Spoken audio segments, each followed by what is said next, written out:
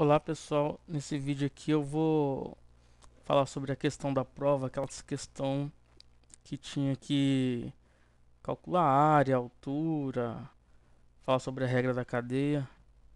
O enunciado dela é esse aqui, né? Analisando a figura abaixo, faça. Aí no item A eu só pedia para calcular a área desse triângulo ADE,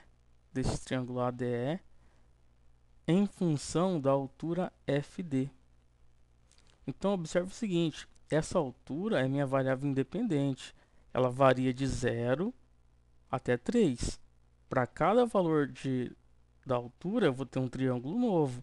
Então esse ponto D, esse ponto E, esse ponto F, eles são pontos móveis.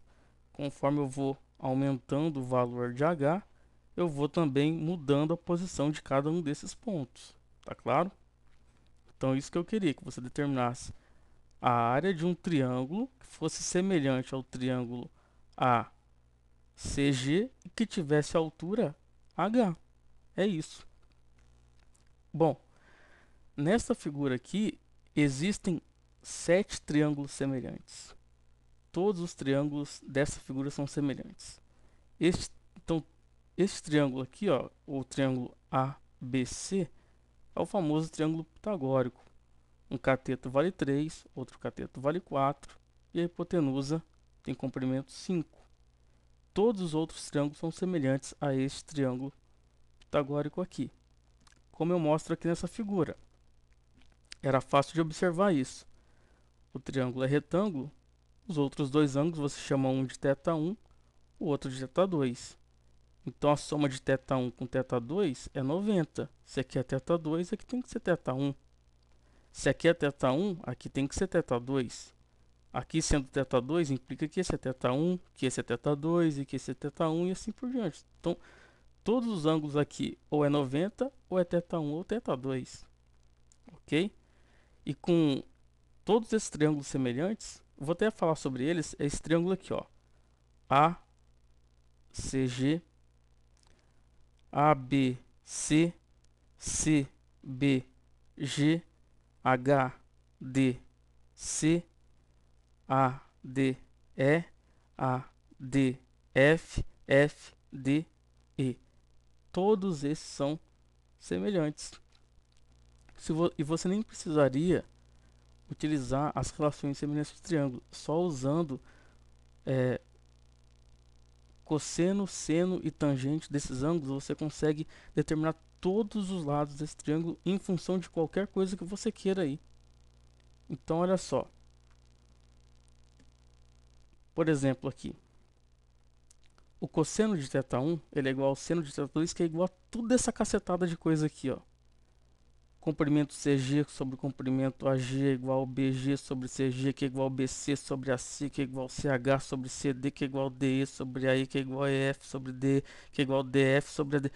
Todos esses segmentos, todas essas divisões são iguais a 3 sobre 5, que é cateto adjacente sobre hipotenusa do ângulo θ1, certo? Então eu tenho o ângulo θ1, cateto adjacente, que é essa altura 3, sobre a hipotenusa, que é 5. A mesma coisa vale para o seno de θ1, que seria cateto oposto sobre hipotenusa, que é 4 sobre 5. Então tem todas essas relações aqui para 4 sobre 5. Para tangente, tangente θ1, cateto oposto sobre o cateto adjacente, 4 terços. Tem tudo isso igual a 4 terços. Tem tudo isso aqui igual a 3 quartos, que é a tangente de θ2, que seria então cateto oposto sobre o cateto adjacente. Ok? Então muita gente queria, não consigo achar o comprimento de A até G. Gente, AC sobre AG é 4 sobre 5. O AC vale 5. Então 5 sobre AG é 4 sobre 5. Logo, AG é 25 sobre 4. Certo? Simplesmente igualando aqui o valor do seno de θ1. Seno de θ1, cateto oposto, que é 5 sobre hipotenusa, que eu vou descobrir. Mas só que o seno de θ1 também é 4 sobre 5, que cateto oposto sobre cateto adjacente, sobre hipotenusa. Então você determinaria facilmente que esse comprimento aqui, ó, é 25 sobre 4.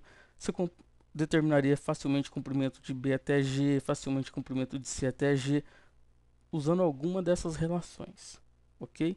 Então neste próximo vídeo aqui, obviamente eu não usei todas elas, usei só as que fossem de interesse, tá? Nesse próximo vídeo eu coloquei as medidas que eu achei interessante.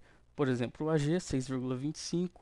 Esse daqui eu coloquei, mas nem vai se usar, mas é uma medida fixa, então eu coloquei. Então esse aqui também é uma medida fixa, eu coloquei. Todas as outras medidas, elas vão variar. Vão variar, por exemplo, dependendo de H, certo? Então aqui eu tenho algumas relações. Se eu quero saber AE, que é a base, com relação à altura, eu faço AE sobre AG igual a H sobre 3 e determino facilmente o valor da base com relação à altura. Mas eu poderia também determinar o AF, determinar o FE e somar os dois. Como que eu determino o AF? Olha só, vamos usar, por exemplo, o seno de θ1, né? Cateto oposto, não, tangente θ1, cateto oposto sobre cateto adjacente. Cateto oposto, 4 sobre tangente adjacente, 3. Isolo AF. Então teria aqui que o AF é 4H sobre 3. O EF eu poderia fazer a mesma coisa, ó, cateto oposto sobre o cateto adjacente, certo? Isso daqui seria então cateto oposto sobre cateto adjacente. Mesma coisa, conseguiria que o EF ou FE, tanto faz, é 3H sobre 4. Eu conseguiria determinar o AD também, pelo ângulo θ2 ou pelo θ1, tanto faz. O DE também, então todas as medidas desse triângulo aqui, eu consigo determinar com relação à altura H. Todos eles. E se eu quero saber agora o valor da área, a área é base vezes a altura dividido por 2. A base é 25H sobre 12, vezes a altura, que é o próprio H, dividido por 2. Ou seja, a área é 25 sobre 24H ao quadrado. E melhor, tem como tirar a prova real. O meu H ele não varia de 0 até 3, mas quando o meu H for igual a 3, essa altura aqui for igual a 3, a área vai ser a área desse triângulo todo aqui, que eu sei calcular. Base vezes a altura dividido por 2. Então era só eu colocar o H igual a 3 aqui e verificar se o valor dava 9,375, que é o valor da área desse triângulo grandão.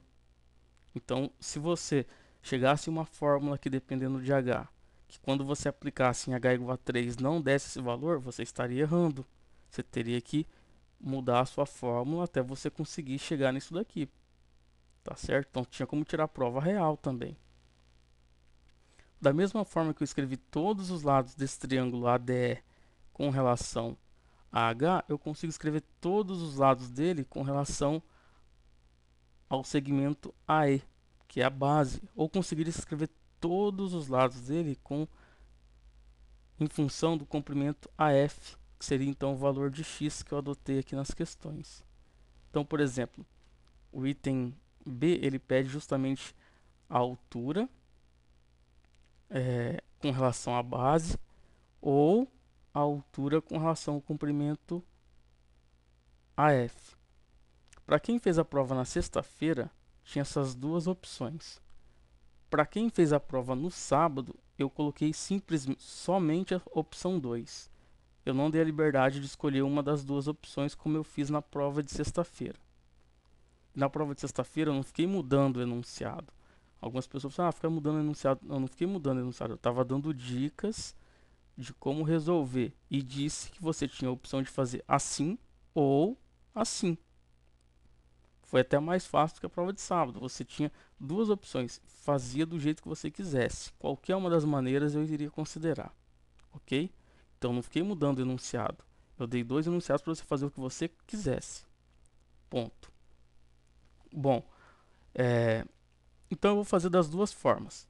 Se eu considerar que eu quero determinar a área em função da base, como que eu faria? Teria que determinar todos os lados desse triângulo aqui em função de B. É o que eu faço aqui então no próximo slide, ó. Então, considerando o comprimento AE igual a B, eu consigo escrever o H, consigo escrever o M, consigo escrever todos em função do B. Eu simplesmente escrevi o H em função do B e escrevi o M em função do B, porque esses são os valores que eu vou utilizar nas próximas questões. Tudo bem, então. Agora eu vou fazer a mesma coisa, mas escrever tudo em função de x. Bom, em função de x ficaria assim. O comprimento AF, que seria a medida x, que está me dando aqui esse valorzinho, com ele eu sou capaz de calcular a altura dependendo de x, como mostra aqui, ó, simplesmente 3/4 de x. Usando então de novo aquelas propriedades, ó, 3 sobre 4 é igual a h sobre x. Então o h de x é 3/4 de x. Assim como eu também já tinha anteriormente, que o b é 12 sobre 25, que a altura do triângulo é 12 sobre 25b. Fazendo também aqui, usando as relações como eu já mostrei. Então, duas respostas fáceis aqui, de como determinar a altura com relação à base ou com relação a x, e que você também poderia tirar a prova real. A altura não deveria ser 3 quando a minha base fosse a g? Coloca 6,25 aqui nessa fórmula, vê se dá 3. Deu 3, acertou. Não deu 3, alguma coisa você fez de errado. Tinha como tirar a prova real. Mesma coisa aqui, a altura em função de x. Quando x for o valor de 4, que fosse o valor AB, que é 4, quando x é igual a 4, o valor da altura tem que ser 3. Então coloca 4 aqui, 3, acertou. Beleza? Tinha como tirar a prova real. O item C pede simplesmente para derivar, então não tem nem comentário aqui, né, pessoal? Derivar com relação a h aqui, ó, 25 sobre 24h quadrado é 25 sobre 12h, normal. Constante vezes variável, você deriva da constante, normal. Constante vezes variável, derivada da constante, normal. Não tem nem o que falar aqui. Agora definir a área em função da base ou em função daquele segmento AF, que é o nosso valor de x. A área base vezes a altura dividido por 2. Eu sei escrever a altura em função da base, então a altura em função da base está aqui, dividido por 2. Então 6 sobre 25b quadrado. Mesma coisa aqui, se eu escrever a altura e a base com relação a x, eu vou ter base vezes a altura dividido por 2. Então, base com relação a x vezes a altura com relação a x dividido por 2. Então, eu tenho 75 sobre 128x quadrado. Então, eu tenho a fórmula para calcular a área dependendo da base e a fórmula para calcular a área dependendo de x. Novamente, teria como tirar a prova real, assim como a gente fez lá no item A. Bom, em E, ele pede para mostrar o seguinte. Mostrar que a área em função de B é essa composta aqui, f do h de B. E que a área em função de x é essa composta, f do h de x. Então, vamos fazer isso em primeiro lugar. F aplicado em h de B. O f, ele faz o que com o argumento? Ele multiplica, ele eleva ao quadrado e multiplica por 25 sobre 24. Então, está aqui, ó, 25 sobre 24, h de B ao quadrado. Distribui aqui, desenvolve esse quadrado, você obtém, então, 6 sobre 25b quadrado, que é justamente o que você tinha achado no item anterior, que é a área em função de B. Fazendo essa composta aqui, você também vai conseguir concluir que o valor é 75 sobre 128x quadrado, que é o que você tinha encontrado no item anterior. Derivando, derivar 6 sobre 25b quadrado, 12 sobre 25b, 75 sobre 64x é a derivada de A com relação a x. Normal. Bom, o que eu vou fazer agora? Na continuação, ele pede para fazer a derivada, mostrar que a derivada de A com relação a B é igual, então, a derivada de f aplicada em h de b vezes a derivada de h aplicada em b. Então, eu vou desenvolver esse lado e tentar chegar em 25 sobre 12b. Bom, a derivada de f era 25 sobre 12 vezes o argumento, certo? Então, 25 sobre 12, h de b, vezes, agora eu vou colocar a derivada de h com relação a b, que é 25 sobre 12. Desenvolve o produto, dá o próprio h de b, que é 12 sobre 25b, justamente a derivada de a com relação a b. Então, eu consegui mostrar isso daqui. Da mesma forma, eu posso fazer para quando eu estou fazendo tudo utilizando aquele segmento AF, que é o valor que é o x, né? Então, de novo, a f aplicada em h de x, a f' faz o quê? Multiplica o argumento por 25 sobre 12. Então, está aqui. Agora, eu vou multiplicar pelo h' de x, 3 sobre 4. Então, eu vou obter que isso aí é 25 sobre 16 vezes o h de x, mais o h de x é 3 sobre 4 de x. Consigo chegar, então, em 75 sobre 64x, que é justamente o valor que eu tinha encontrado aqui, ó, para a área, derivada da área em relação a x. Então, consegui mostrar esses dois itens. No fundo, o que eu fiz aqui? Eu mostrei que a regra da cadeia vale para esse exercício, né? Esse aqui é um exemplo do uso da regra da cadeia, porque a área ela pode ser escrita como uma função composta entre f e h, e aí, utilizando a regra da cadeia aqui, eu consigo então descobrir a derivada da área. E é justamente o que eu explico aqui neste próximo vídeo. Olha só. Ele pediu esse próximo slide, ele fala assim: explique a regra da cadeia utilizando este exemplo. Bom, a regra da cadeia diz o seguinte: se o meu a ele é uma função composta, então a derivada de a com relação à variável independente vai ser igual a derivada de f aplicada em h de b vezes a derivada de h aplicada em b. Mas o que isso significa?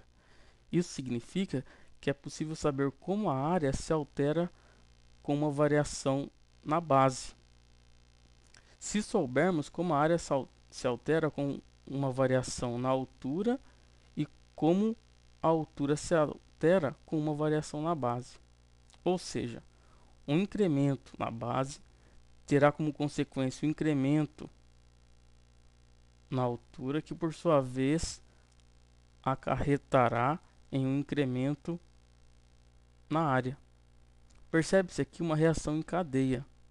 Assim, se o A0 é o f de H0, o H0 é o H de B0, então uma variação em B de comprimento ΔB resultará em uma variação em H de comprimento ΔH, que é o H aplicado em B0 mais ΔB menos o H aplicado em B0, em que o ΔH ele é a derivada de H aplicada em B0 vezes o ΔB. Essa derivada aqui é fixa no nosso exemplo, tá?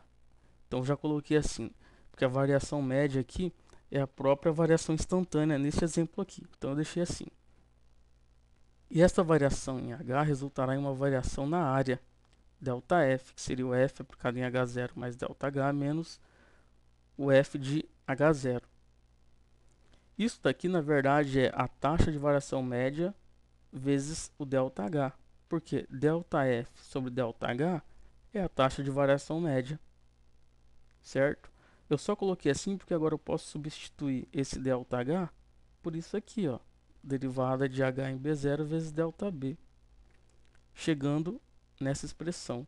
Ou seja, passando esse ΔB dividindo de novo, eu teria que o ΔF sobre ΔB é o produto dessas duas taxas de variação, onde aqui eu já tenho a própria taxa de variação instantânea, mas que é igual à média, porque nesse caso aqui a minha função era simplesmente uma reta, e essa taxa de variação média.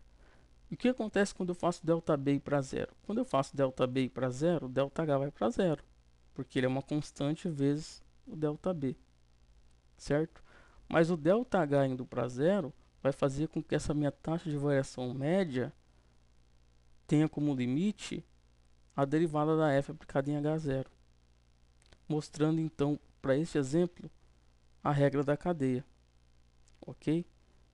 Lembra que a essência da regra da cadeia é essa reação em cadeia. Então, o que um incremento em uma variável causa na próxima variável, que vai causar na próxima, que vai causar na próxima, até chegar na última função, que é a função aqui que eu chamo de função principal, neste exemplo, sendo a área, ok? Então, aqui eu acho que ficou mais claro, então, o que eu queria sobre a explicação. Se você escrevesse um texto parecido com esse, simplesmente até aqui, sem mostrar esse desenvolvimento, também estaria certo, tá? Se você escrever simplesmente isso daqui, ó. Isso significa que é possível saber como a área se altera com uma variação na base, se soubermos como a área se altera com uma variação na altura e como a altura se altera com uma variação na base. Ou seja, um incremento na base terá como consequência um incremento na altura, que por sua vez acarretará em um incremento na área. Percebe-se aqui uma reação em cadeia. Escrevesse isso, estava ótimo. Beleza? Bom, o próximo item fala o seguinte: determine G de B igual a R de B menos A de B, em que o R de B é a área do trapézio ABHD. Então vamos voltar aqui na figura para ver onde que está esse trapézio aí. É aqui, ó, né? ADHB. Então esse trapézio aqui, certo? Bom, área do trapézio, base maior mais base menor dividido por 2 vezes a altura. Então eu vou determinar isso daí lá. Então aqui, ó, eu vou determinar em primeiro lugar quem que é a área do trapézio com relação à base. Então eu escrevo aquele valor m lá, que é a base menor, mais a base maior. Então base maior é 4, base menor é 4 menos 16 sobre 25b, dividido por 2 vezes a altura aqui em função de b. E consigo então chegar nessa expressão: 48 sobre 25b menos 96 sobre 625b quadrado.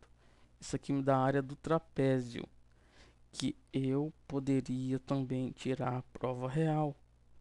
A área daquele trapézio é quando tem como limite a área do triângulo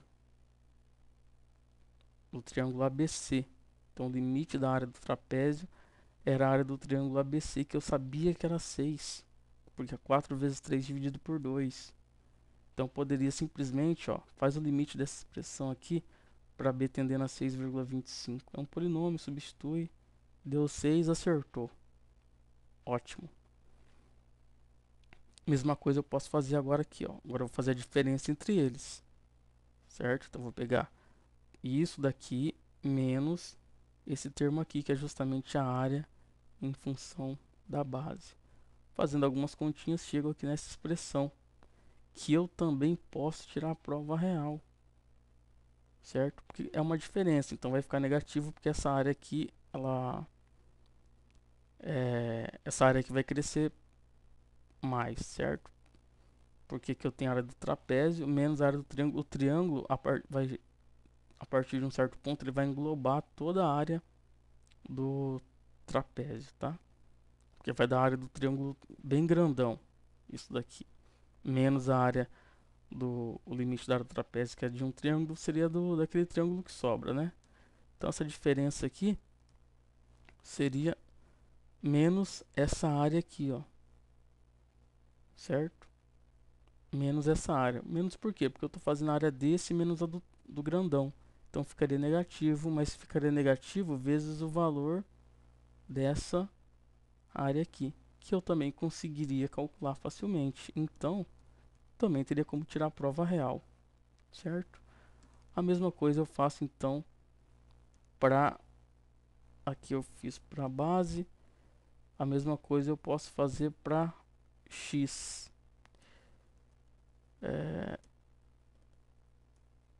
Aqui ficou um errinho. Aqui é r de x e aqui é g de x, tá, gente? Não vamos se confundir, não. Aqui eu fiz tudo para x, mas só tive um errinho aqui. Não vou voltar e refazer o vídeo só por causa desse errinho. Então, vou continuar a partir daqui mesmo. Você sabe que aqui é g de x e r de x. teria como tirar a prova real também. Então isso daqui é base maior mais base menor dividido por 2 vezes a altura com relação a x, vou ter a área do trapézio. E aqui a diferença da área do triângulo menos a do trapézio, também está aqui, poderia também tirar a prova real. Bom, o último item então pede para derivar e achar em que ponto a derivada vale zero. Bom, derivar é facinho, igual a zero, obtenho aqui uma solução, b igual a 100 sobre 41. Derivada da g de x é facinha também, igual a zero, obtenho a solução x igual a 64 sobre 41. Beleza? Tranquilo, pessoal. Era isso então que eu tinha para mostrar para vocês.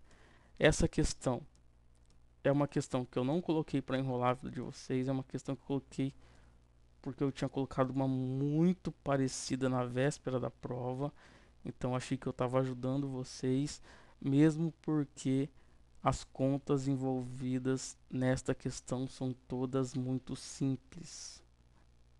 Você chega no máximo em um polinômio de segundo grau, derivar um polinômio de segundo grau.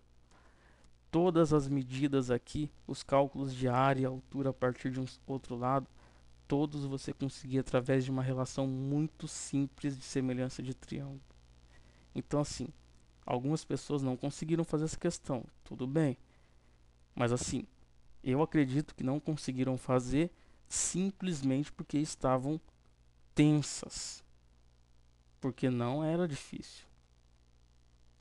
Quem não conseguiu fazer foi porque o nervosismo não deixou ela perceber toda a facilidade da questão aqui, todas as relações existentes aqui com 7 triângulos semelhantes. Então eu coloquei uma coisa assim bem tranquila, porque você não é possível que de tanta propriedade a pessoa não vai conseguir encontrar uma para poder achar o lado que ela quer. Eu tinha tantas, não é possível, né? Então assim, a minha ideia era com que vocês acertassem essa questão. Coloquei uma questão valendo 2.